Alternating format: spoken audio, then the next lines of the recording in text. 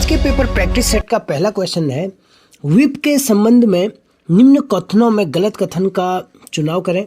Option 1 है, whip जारी सदन के अध्यक्ष या सभापति जारी करता है। ऑप्शन 2 है, व्हिप का उल्लंघन करने पर अध्यक्ष सभापति अध्यक्षता रद्द घोषित कर सकते हैं। ऑप्शन 3 है, व्हिप की कार्यवाही 10वीं अनुसूची के तहत की जाती है। ऑप्शन 4 है, 10वीं अनुसूची दल बदल विरोधी कानून से संबंधित है। तो राइट आंसर हो जाएगा इसका ऑप्शन ए, व्हिप जारी सदन के अध्यक्ष या सभापति करते हैं। तो प्रश्न उठता है यहाँ पे कि व्हिप कौन होता है। व्हिप होता है प्रत्येक राजनीतिक पार्टियां क्या करती है कि अपने में से किसी एक सदस्य को व्हिप घोषित करती है। वो वरिष्ठ सदस्य भी हो सकते हैं या कोई और भी हो सकता है। उसका कार्य होता है, व्हिप का कार्य होता है कि वो अपनी पार्टियों को एकजुट बनाए रखे, अर्थात वो दल बदल ना करें, कहीं इधर उधर ना करें या पार्टी के आदेशों या निर्देशों के खिलाफ काम ना करें। तो इसका मतलब ये हुआ कि राजनीतिक पार्टियां एकता और अनुशासन को बनाए रखने के लिए, या फिर ये कहें कि किसी व्यक्ति विशेष की विचारधारा से अलग वह राजनीतिक पार्टी की विचारधारा को प्राथमिकता देने के लिए व्हिप की व्यवस्था की गई है। आज से 4-5 दिन पहले हिमाचल प्रदेश से खबर आई कि व्हिप का उल्लंघन करने पर वहाँ 4 सदस्यों की सदस्यता रद्द कर दी गई। अब हिमाचल प्रदेश में यही हुआ, जब वहाँ पे राज्यसभा चुनाव हो रहे थे, राज्यसभा सदस्यों के लिए चुनाव हो रहे थे, तो वहाँ पे क्या हुआ कि उनके कुछ सदस्यों ने, 4-5 सदस्यों ने, लगभग 4 सदस्यों ने विपक्ष में वोट दे दिया, यानी बीजेपी के कोई सदस्य थे उनको वोट दे दिया। तो इसका मतलब क्या हुआ कि उन्होंने अपनी राजनीतिक विचारधारा से अलग काम कर दिया कि वोट देना किसी और को था, उन्होंने दे दिया किसी और को। तो हुआ क्या कि वहाँ पे बीजेपी का प्रत्याशी, बहुमत कांग्रेस का है लेकिन जीत गया बीजेपी का प्रत्याशी और राज्यसभा में चुन के आ गया उनका बीजेपी का कैंडिडेट। तो इसका मतलब ये हुआ कि उन्होंने व्हिप का उल्लंघन किया और उनको इस आधार पर, दल बदल कानून के आधार पर उनको विधानसभा अध्यक्ष ने क्या कर दिया है, सस्पेंड कर, उनकी सदस्यता रद्द कर दी है। तो उम्मीद करता हूँ कि आप समझे होंगे व्हिप के बारे में। अगला क्वेश्चन है कि आधारभूत ढांचे के आधार पर सर्वोच्च न्यायालय ने निम्न में से किस संविधान संशोधन को अवमान्य घोषित कर दिया था।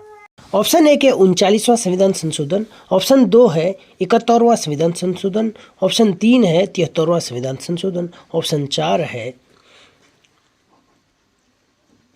41वां संविधान संशोधन। तो राइट आंसर हो जाएगा इसका 39वां संविधान संशोधन। अब यहाँ पे बात आती है कि ये आधारभूत ढांचा क्या है।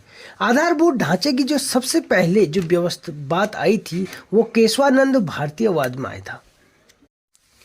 वो इसलिए कि केशवानंद भारतीयवाद से पहले जो 24वां संविधान संशोधन 1971 है, वहाँ पे संसद ने क्या कर दिया था कि अनुच्छेद 368 उसके तहत उसमें खंड 1 और खंड 3 जोड़ दिया था और उसमें खंड 2 में कुछ संशोधन कर दिया था।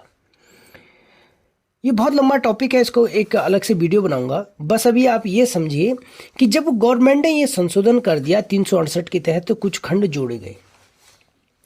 अब इस संशोधन को चुनौती दी गई केशवानंद भारतीयवाद में।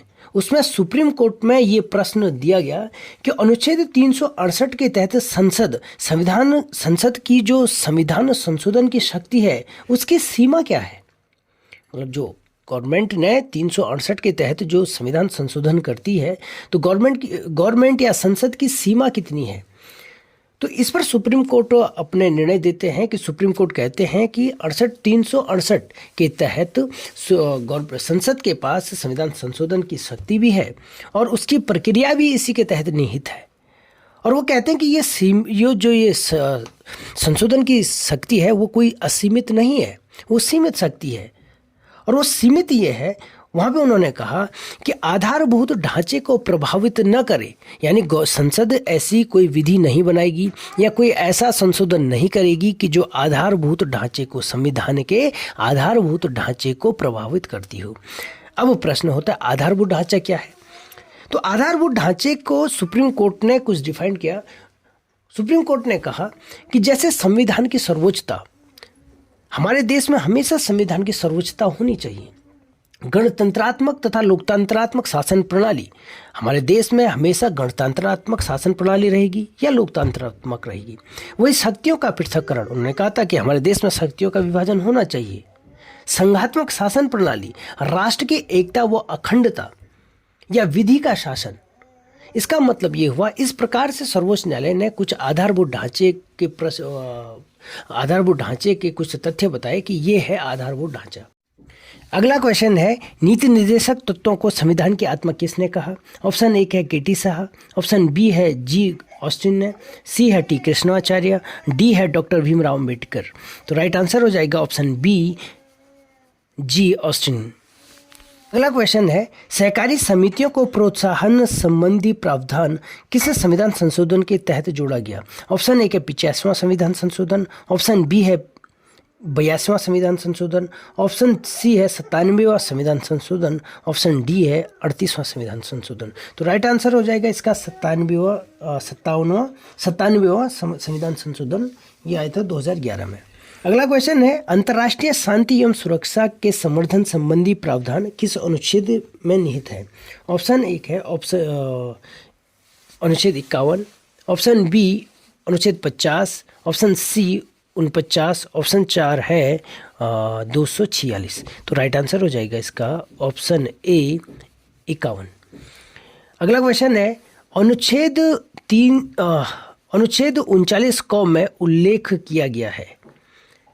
ऑप्शन ए है समान न्याय एवं निःशुल्क विधिक सहायता, ऑप्शन बी है राज्य लोक कल्याणकारी राज्य के लिए सामाजिक, आर्थिक एवं राजनीतिक न्याय सुनिश्चित करेगा, ऑप्शन सी है समान नागरिक सहायता, ऑप्शन डी है पंचायतों का गठन। तो राइट आंसर हो जाएगा इसका ऑप्शन नंबर 1 समान न्याय एवं निःशुल्क विधिक सहायता। आज का पेपर डिस्कशन बस इतना ही। अगली वीडियो में मैं आपको बहुत अच्छे से नीति निर्देशक तत्वों के बारे में समझाऊंगा। आज समझाता लेकिन वीडियो ज़्यादा लंबी हो जाएगी, तो आप वीडियो को लाइक शेयर सब्सक्राइब करना ना भूलें। नोटिफिकेशन की घंटी जरूर दबाएं ताकि वीडियो सबसे पहले आप तक पहुंचे। नमस्कार।